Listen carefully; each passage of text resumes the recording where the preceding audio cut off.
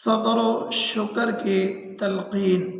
نبی اکرم صلی اللہ علیہ وسلم اکثر دعا فرماتے، اللہم احیینی مسکینا و امیتنی مسکینا واحشرنی مع زمرۃ المساکین۔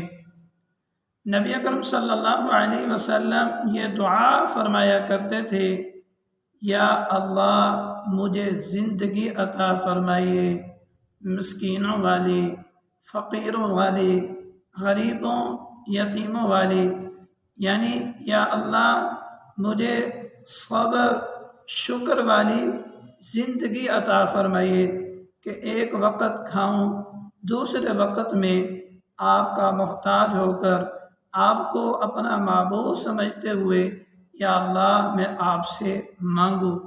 ارشاد فرمایا وَأَمِتْنِي مِسْكِينًا، یا اللہ مجھے جب اس دنیا سے رخصت عطا کرنا، میری جب اس دنیا سے جانے کا وقت آئے، رحلت کا وقت آئے، یا اللہ مجھے رحلت، مجھے رخصت، مجھے وفات بھی غریبوں، یتیموں، فقیروں کی طرح عطا کرنا۔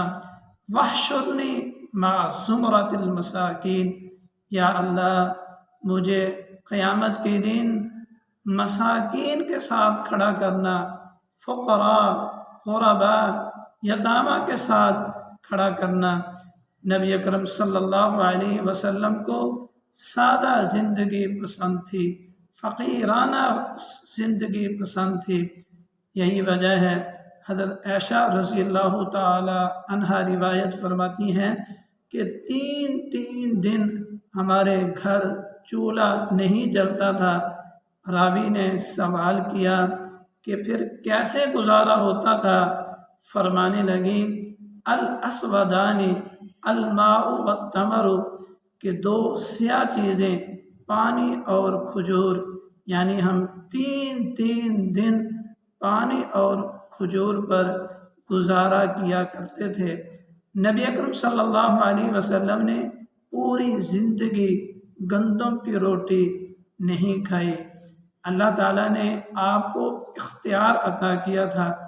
اے میرے محبوب پیغمبر، اگر آپ چاہیں تو مکہ المکرمہ کے بڑے بڑے پہاڑ آپ کے لیے سونا بنا دیے جائیں اور آپ کے ساتھ چلیں، جہاں چاہیں آپ ان کو خرچ کریں، استعمال کریں۔ نبی اکرم صلی اللہ علیہ وسلم نے سادہ، غربت، فقیروں والی زندگی کو پسند فرمایا تھا۔ میرے محترم سامعین، ہم بھی اپنے نبی کا نام لینے والے ہیں، عشق و محبت کے دعوے کرنے والے ہیں کہ ہماری زندگیاں کیسے گزر رہی ہیں، ہماری دعائیں کس طرح ہیں کہ صبح و شام یہی فکر ہے کہ ہماری دنیا بن جائے، ہماری پراپرٹی بن جائے، روپے پیسہ جمع ہو جائے، درہم دنانیر جمع ہو جائے۔ صبح و شام، دن رات یہی غور و فکر ہے، یہی دعائیں ہیں۔ میرے محترم سامعین، ہمارے نبی نے ہمیں یہ تلقین کی، ہمیں یہ سکھایا کہ تم نے دنیا کے اندر رہنا ہے تو غریبوں، یتیموں، فقیروں والی زندگی گزارنی ہے۔ جب تم اس دنیا سے جاؤ تو تمہاری سادہ زندگی ہو، غریبوں، فقیروں والی زندگی ہو۔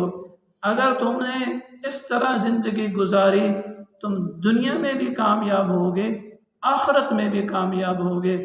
میرے محترم سامعین، آج ہم رسوا ہو رہے ہیں، آج ہم پریشان ہیں، طرح طرح کے مصائب و تکالیف میں مبتلا